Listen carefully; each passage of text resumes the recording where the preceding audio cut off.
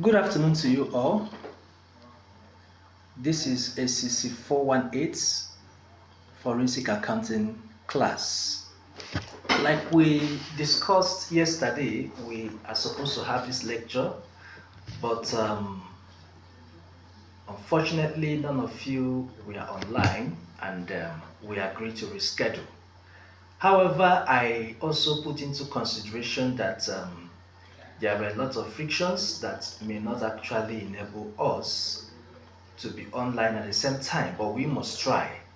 However, I have a means to reduce that. Like I said, the lecture notes will be shared once it is time for the class. Once the lecture note is shared, you have to pick your notes, copy it fully, and make sure you complete it. Once we engage ourselves, I have to confirm that you complied in the note copying, because it's one of the things we must do before we proceed. However, for the explanation, I'm going to explain it. After explaining the notes, I will activate it in my account and then send a link. So even if you are not online, as at the time we are supposed to listen to the explanation, possibly because of network issue, low battery, and all the rest of them, you can as well listen to it at any time of your convenience, but make sure you listen to the class at least after 6 hours, because we have to also engage ourselves, and then if there are questions, we look at it together and then review. So this class, I am going to do it pre-recorded, activate it in my YouTube account, and then send you the link. So you will have the opportunity to look at it at your convenience, and if there is any question, you can raise. So let's begin. In our last class, we talked about the introductory aspect of forensic accounting, where we looked at the meaning and the qualities that must be possessed by a forensic accountant. We did not also ignore the activities that a forensic accountant must engage in. So for those that were not in the class, because I'm sure the class was not 100% in attendance, make sure you get that notes, copy it, and then I will do another class for you guys to at least have the privilege to witness it as if you were in the class that day. That being said, today we are looking at the objectives of forensic accounting, after which we'll look at the investigative techniques in forensic accounting. The notes are available. Make sure you copy them. We say the main purpose of forensic engagement is to investigate fraud. When we talk about forensic, it means bringing in an expert to dictate abnormalities in what. So the work is to look at what is presented to be normal and dictate if there are some abnormalities in those transactions. That is where a forensic accountant comes in. Now, for the purpose of forensic accounting, we said the first one is fact-finding to discover fraud. When you are to investigate a transaction, your main focus is to find out whether fraud exists or not. Now, if there is an evidence of fraud, or if it is very obvious that there is a fraudulent transaction, you must be able to present an evidence to back it up. Because if there is no sufficient evidence to back it up, the person who committed such crime will see it that you are labeling him or her. So you cannot just come up and say, we have seen that this is a fraudulent transaction. Take for instance, somebody went to purchase an item for an organization. The person went, got the item, brought a receipt to back it up, and then forced the company to accept what he has presented.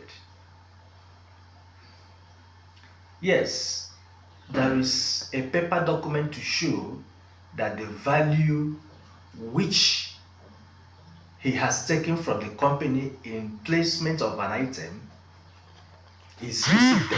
That means he has an evidence that he actually spent that amount. But the company may feel that the amount written in the receipt is not actually the true position. Maybe this is an item that ought to have cost the company 100,000 naira, and you are seeing a receipt of 500,000, 400,000, or something like that. In that case, you cannot just come up and tell the person that, no, I don't accept this. This receipt, I will not accept it.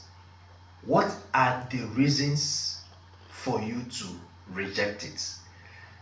Those reasons which you will hold on to and claim that the receipt is a falsified receipt are the facts that you need to get for you to discover a fraud. So for you to pronounce that this is actually fraud, you must have sufficient backing for it. That is one of the first objectives. You must do what? Do fact finding.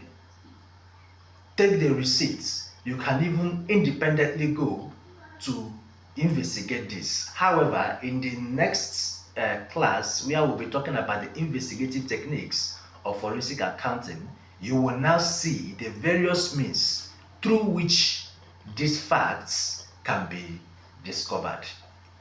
So for the first one, the purpose is fact finding to discover fraud. Then the second one, we say collection of evidence in litigation. That is the second objective. Collection of evidence in litigation. Remember, company is, we say that a company is an artificial human being that can sue someone to court, and you can also sue the company to court. However, being a human being does not mean that it will, appear by itself and start defending itself. It also has other people, that is physical human being, that will stand and defend its cause and purpose. Now, if a company has an issue with possibly an individual or another company, and the issue has been taken to court, possibly the person is claiming a damage, is claiming a particular amount of money that is not expected or that is not rational or reasonable. Even if the company hires a lawyer, the lawyer will also look at the issue and then may need an assistance from an accountant who can provide him with an evidence that is visible to the blind and audible to the deaf that this case should be in the favor of that company. Because a lawyer may not be an accountant, And when you go to defend a company, you are defending a company so that the company will not enter into some financial loss, because the person who sued the company will have some grounds. So a forensic accountant must deeply look into the matter and make sure he makes enough evidence available for such case. Whenever a company has a matter and it is taken to court, we call it litigation. So the forensic accountant collects evidence for litigation purposes. That's the number 2. The number 3 we have there is assessment of damages caused by an auditor's negligence. When a company has finished their financial reports, they call some auditors to look at it. It may be an internal auditor who will be part of the process, or an external auditor who was not part of the process but is now coming to review the whole process. However, in the course of preparing organizations' financial reports, negligence can occur. Some transactions can transpire without the auditor properly scrutinizing such transaction. You can call it an oversight. Now, such oversights may not have heavy financial consequence on the company, while some may likely have huge financial consequences. Now, if such an oversight or negligence occur, a forensic accountant can be invited to ascertain the damages that such negligence has caused. That's what the number 3 is saying. Number 4, computation of asset values in case of litigation, bankruptcy, and divorce proceedings. Whenever a company is liquidating, when we talk about liquidation, that means the company is winding up, is closing down. They are bankrupt, meaning that their liability is now more than their assets. They can no longer exist. Remember, this is, we say, is an artificial human being. And a human being, be it artificial or natural, is subject to death. You can actually die if you don't take care of your life. But one thing with the physical human being is that we must die. But for artificial human being, your death depends on the way you take care of your life. That means the way the board of directors or the managers effectively manage the company. But be it as it may, if you are liquidating, it means you are more or less dying. And sometimes there are some debts that you may have to settle as you are closing up. There are some people, you have their money, you need to give it back to them. You may need to sell some of your assets to pay these debts and all whatnot. It is the work of a forensic accountant to scrutinize, to evaluate these assets and be able to give what we call the fair market price of such assets. Or maybe there is a divorce proceedings and there are issues relating to sharing of property, taking care of the children and all the rest of them. That is divorce proceedings. You may also invite a forensic accountant to look at the status of the two partners and be able to rationally share the responsibilities and the assets. The last one will say to determine whether criminal procedures are to be initiated in respect of any particular case. You may have an issue in an organization first, before you take up the issue up or the matter up uh, for in the law courts, you should know the status of such matter. If it is a criminal matter, it must be well ascertained that this is a criminal matter. That means the staff involved can be charged for criminal offense, and it will not be seen that the company is trying to, tarnish the person's image.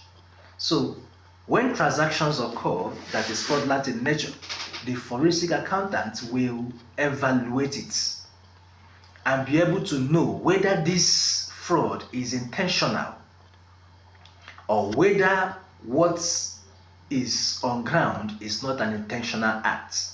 If there is any evidence that such a matter is intentional, that means the staff deliberately wants to mislead the company or wants to mismanage the company, then the forensic accountants, looking at all the circumstances surrounding the issue, will be able to say, yes, if you find this as a criminal issue, there is no mistake. Or if you find this as a criminal issue, the person may have one or two loopholes to come out of it, and then it will backfire that you want to tarnish his image. So he will look at all these things to know whether criminal proceedings should be initiated in a particular matter that involves financial mismanagement or not.